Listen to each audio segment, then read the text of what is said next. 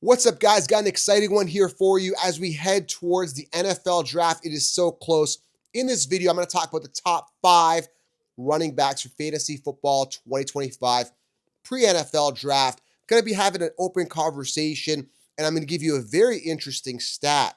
It's going to blow your mind when it comes to Jahmyr Gibbs. And yes, he's in the top 5 list right here, right now. That's in this video. And wait till you hear my number 1. I'm going to save that to last as well. We're going to count 5 to 1 top 5 running backs here. If you are new to the channel, hit the thumbs up, smash it, tap it, slap it.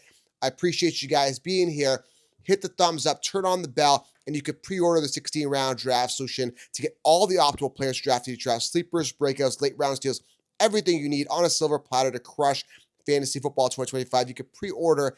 I've linked it below. Use code EARLY, save 25%. Guys, it's the game changer. Rankings won't help you. 16 rounds is the solution. All right, grab it below. All right, drop a comment below. Let me know what you guys think. Again, I want to have some fun here. It is off season, very early discussions. It's more of a discussion more than a list, I would say, but I want to count it down 5 to 1. But it's more just having an open discussion about these players to give you guys my insight on why I think these guys could finish top 5. Okay, first one is Kyren Williams coming at number 5.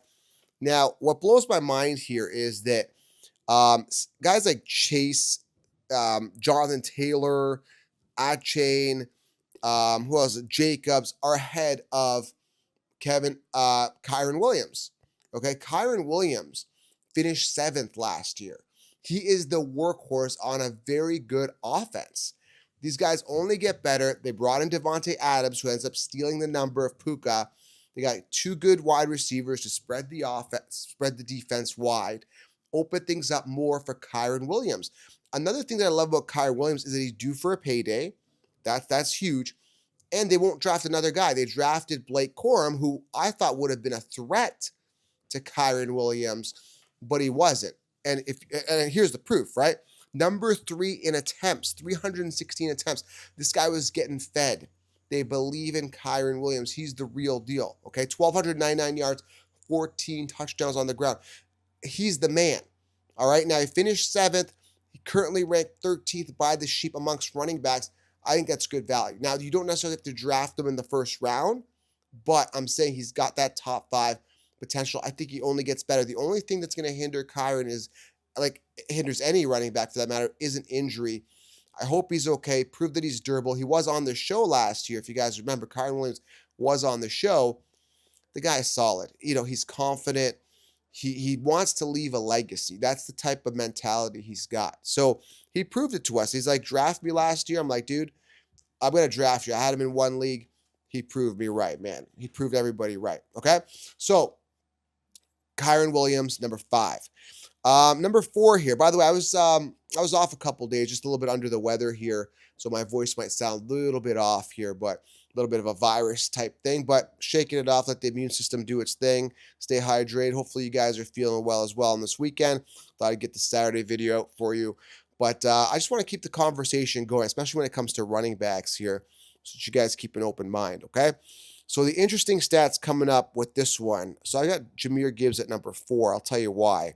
The reason he's number 4 is because they said they're going to implement David Montgomery still. Now, that pisses me off, okay, a lot. Now, let me explain to you. This is that interesting stat I want to talk to you about that's going to blow your mind. So sit down, buckle up, grab a coffee or whatever beverage you want, because this is going to piss you off, and it's going to make you want, if you're a Gibbs owner, especially in Dynasty, you'll be like, man, let's get another Montgomery injury. Week 16, 17, 18. Those were the weeks without David Montgomery. It was just the Gibbs show, okay? I did a number extrapolation here. Week 16, 17, 18, that's no Montgomery compared to the 3 weeks prior where Montgomery was there. Listen to the difference in volume and attempts.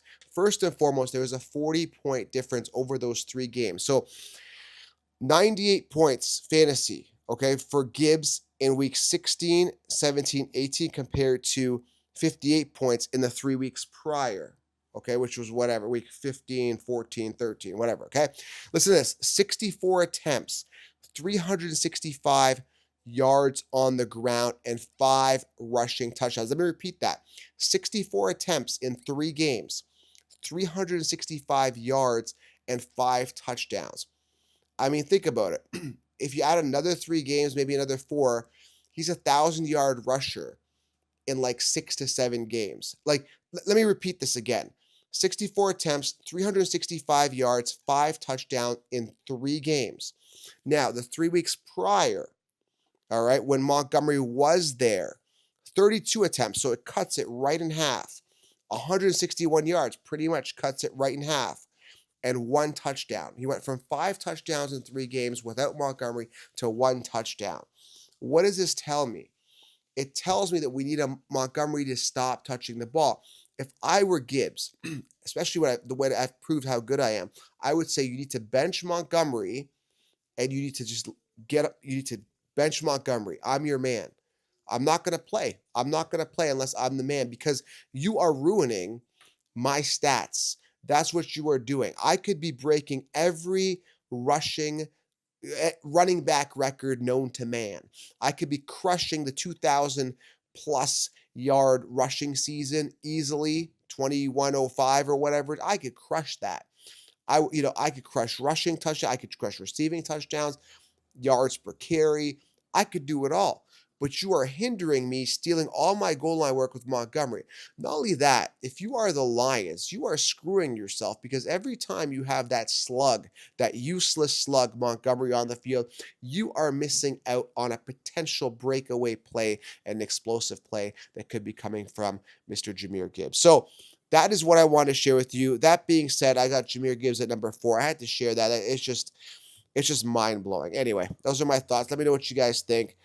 Gibbs is easily the number 1 running back if Montgomery just goes away. I assume there's going to be another injury. We've seen it before. Montgomery always gets hurt. But now you could say, well, Joe, it's good that Montgomery's there. No, there's no good that Montgomery's there. There's no good. It preserves him. No, dude, you let him play it out. None of this, I got to baby my running back. You play him. You run him to the ground. Look at Saquon. The reason they won is because Saquon ran. That's it. It's that simple, okay? Number 3 here, nobody's got this guy at number 3, sitting at number 12 on the Sheep rankings. By the way, Gibbs is sitting number 3. Number 3 now, Ashton Jeanty is my number 3, sitting at number 12 on the rankings. I got him at 3. Listen, wherever Jeanty lands, he's the RB1. Now, I was reading an article where they basically, AI did the NFL mock draft, and they actually had Jeanty landing on the Jets, which I just don't no, it's not going to happen, right? But it could. Anything could happen. We've seen running backs end up in committees and this and that. The Jets need way more positions. That won't happen. But if he doesn't end up on the Jets, wherever he lands, let's say it's the Bears or the Broncos or the Raiders, wherever he lands, he is going to be the workhorse. If he isn't, I'm going to lose it because you can't take a amazing talent that is Ashton Jeanty. We're talking 2,600 yards on the ground, 29 touchdowns, 374 attempts last year. Great vision, great burst, great explosiveness. We're talking the full package here. Top running back prospect out of this 2025 NFL draft. You can't take him and put him in a committee. Wherever he goes, you got to feed him. You got to make him your workhorse. I mean, I'm glad Saquon did what he did because teams got to look at that and say, man, what Saquon did, we need to replicate, whatever it is, okay? So I got Jeanty at 3. I'm confident taking him round 1. That's where he's going to be coming off at the end of the day. He's sitting at 12 now, but we know he's going to be coming off early. And what's crazy is there's, the other guy that I love here is Omarion Hampton. He's sitting 31 on the Sheep rankings. And the crazy thing is Sheep have Swift, Brian Robinson Jr., guys like that ahead of Omarion Hampton. Hampton could land in a team and could be the workhorse as well, right? And again, this is where 16 rounds is going to help you, whereas rankings will just lead you astray. They won't help you.